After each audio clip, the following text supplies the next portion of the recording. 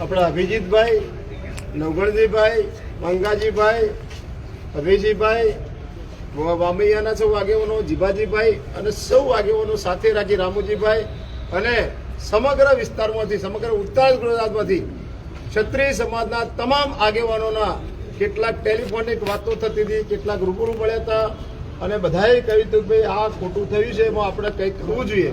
અને સમગ્ર સમાજમાં એક જોરદાર વાતાવરણ ઊભું થયું હતું.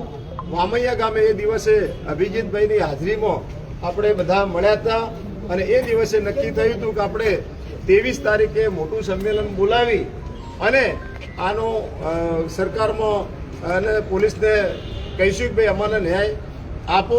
એ દિવસે આપણે એવું નક્કી કર્યું હતું કે મોટી સંખ્યામાં બધા ભેગા થઈએ અને આવેદનપત્ર પોલીસ અધિકારી અને કલેક્ટર સાહેબને આપીશું અને એ દિવસે કહીશું કે અમારી આટલી આટલી માગણીઓ છે અને આ માગણીઓ અમારી સંતોષા છે, તો આટલા દિવસમાં માગણીઓ સંતોષાય, નહીં સંતોષાય તો અમે આગામી સમયમાં ઉગ્ર આંદોલન કરીશું.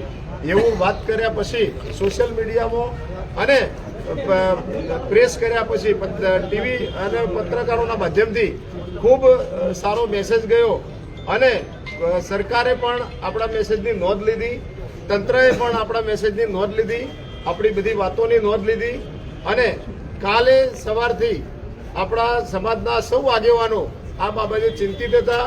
અમે સર્વ સમાજના બધા આપણા જે આગેવાનો, રાજકીય ભાજપ કોંગ્રેસના બધા આગેવાનોને ટેલિફોનિક પણ સંપર્ક કર્યો હતો. બધાએ સરકારમાં પણ આપણા વતી વિષય મૂક્યો હતો અને બધાએ કહ્યું હતું કે થોડી ધીરજ રાખજો, આપણને આમાં સુખદ પરિણામ મળશે.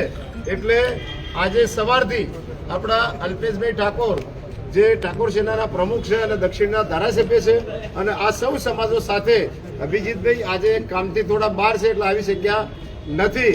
એટલે આજે સવારથી પ્રયત્ન કરતા હતા કે ભાઈ અમારી જે માગણી છે સમાજની એ 3 થી 4 માગણીઓ હતી. આપણે સવારે પણ વાત કરીએ પ્રમાણે કે ભાઈ આરોપીનું રિકન્સ્ટ્રક્શન અમારે જેમ થાય અને જે દોષિત કર્મચારીઓ છે એમના વિરુદ્ધમાં તપાસ કરી કાર્યવાહી થાય. તો આજે સવારની મહેનતના અંતે સરકાર જોડે પોલીસ અધિકારીઓ સંકલન કર્યા પછી જે લોકો એમની તપાસના અંતે દોષિત જણાયા હતા એટલા લોકોની કાર્યવાહીમાં એવું કર્યું છે કે 4 લોકોને અત્યારે સસ્પેન્ડ કર્યા છે અને આગળની તપાસ કરી અને બાકીના પણ કોઈ દોષિત હશે તો એમની પણ આપણને તપાસ કરીને ખાતરી આપી છે કે અમે યોગ્ય પગલાં લઈશું. જે રિકન્સ્ટ્રક્શનની વાત છે, રિકન્સ્ટ્રક્શન પર આરોપીને ઝડપથી પકડી અને એનું રિકન્સ્ટ્રક્શન આપણું થયું એના કરતાં પણ સવાઈ રિકન્સ્ટ્રક્શન સાથે એ પ્રકારની પોલીસે આપણને ખાતરી આપી છે. એટલે આપણે 23 તારીખનું જે સંમેલન બોલાવ્યું છે એ સંમેલન આપણી માગણીઓનો ઉકેલનો અંત આવે છે. એટલે આપણે એ માગણીઓ હવે પછી રહેતી નથી અને આપણે એ 23 તારીખનું સંમેલન બધાના સૌ આગેવાનો સાથે સલાહ મસૂરા કર્યા પછી આપણે સર્વે સાથે વાત કર્યા પછી સૌ આગેવાનો એવો નિર્ણય લીધો છે કે ભાઈ 23 તારીખનું આંદોલન, આપણે જે 23 તારીખનું સંમેલન છે એ આપણે મુલતવી રાખીએ છીએ અને આગામી સમયમાં પણ જ્યારે પણ સમાજને આવી જરૂરિયાત પડે ત્યારે આપણે સૌ સાથે રહી આ રીતે મક્કમતાથી આગળ વધીશું. તો આપણો કોઈ પણ વિષય હશે તો આપણે ગમે તે રીતે આપણે એને સોલ્વ કરવાનો પ્રયત્ન કરીશું.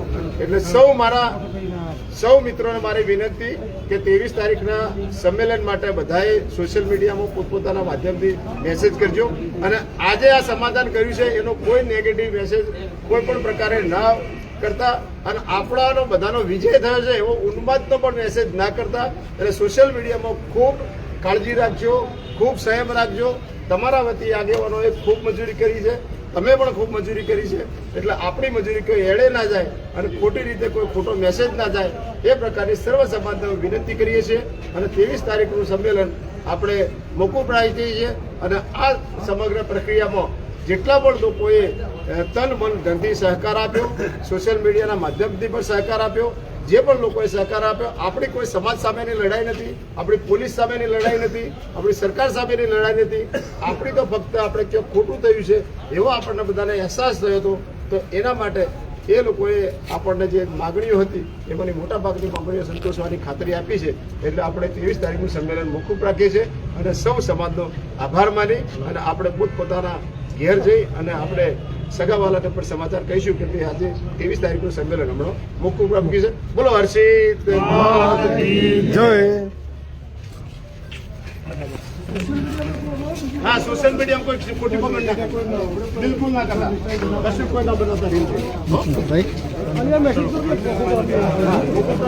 કરજો.